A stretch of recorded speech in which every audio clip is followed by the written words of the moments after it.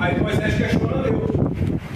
Bom, se o Senhor vai ser comigo, mas e se o povo perguntar quem és tu? Eu respondo o quê? O Senhor promete que vai ser comigo, eu confio. Mas e se o povo quiser saber quem é o Senhor? Como é que eu vou expressar isso? Aí Deus disse: eu sou isso. Então, quando Deus responde eu sou o que sou, ele resume tudo o que ele de fato é. Ele é e ponto final. Nós às vezes tratamos Deus como uma existência, mas Deus não existe, porque só existe aquilo que foi criado, aquilo que pode se formar e pode se destruir pela corrupção, por algo que venha deteriorá-lo. Mas obrigado. Deus não pode ser desconstruído, destruído, Deus não pode morrer, Deus é infalível.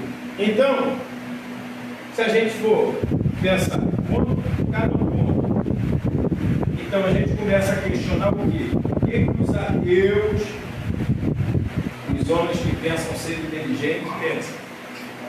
Existência. E hoje me lembro de falar sobre um assunto aí, ó. Quando se eu esquecer, vocês falem assim, ó. Pastor Lucas, capítulo 12. Deixa eu ver se é isso mesmo. Fala para ele, você me lembra. O assunto lá de Lucas, capítulo 12.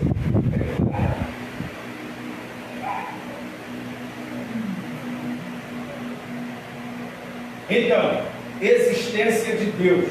Vocês já viram que na Bíblia não existe nenhum versículo, não há nenhum versículo que tente provar a existência de Deus. Nenhum versículo que diga, olha, Deus insiste dizendo, você tem que crer em mim, eu existo. Ou algo parecido de alguém apontando para Deus como algo que você, como alguém que você fosse obrigado a entender que ele existe. Não, Deus quando se manifesta dizendo, eu sou, acabou. Ponto final. Mas essa expressão, a existência de Deus, é uma expressão humana. Até mesmo os atributos que nós... Porque quando se fala em atributos, se fala aquilo que eu atribuo. Por exemplo, se você disser de algumas características do Gutenberg, fala para mim, aí você vai falar de... Você vai adjetivá-lo.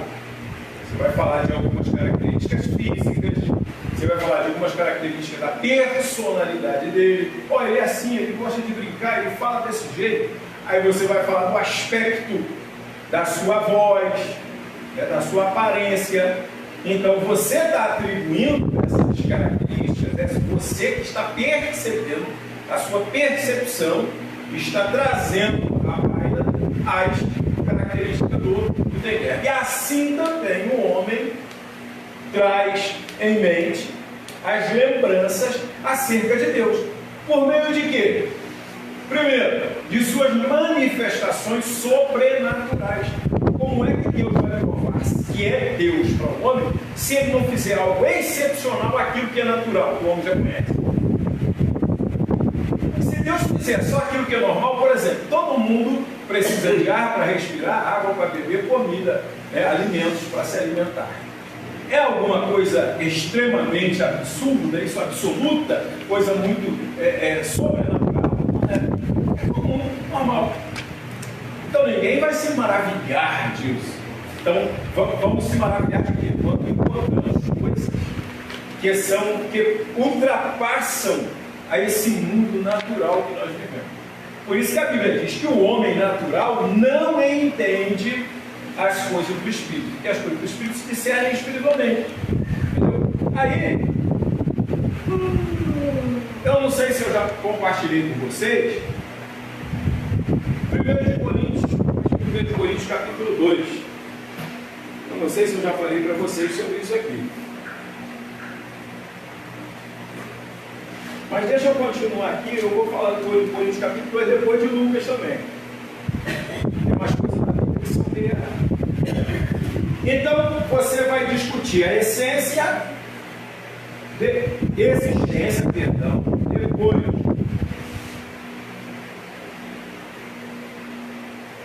essência. Depois, caráter. Isso tudo é importante. Interessante que você olha para Deus, você vê às vezes características da Bíblia.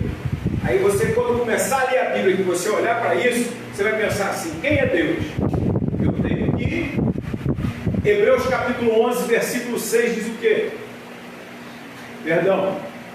Isso, capítulo 11, verso 6. A fé vem pelo ouvido.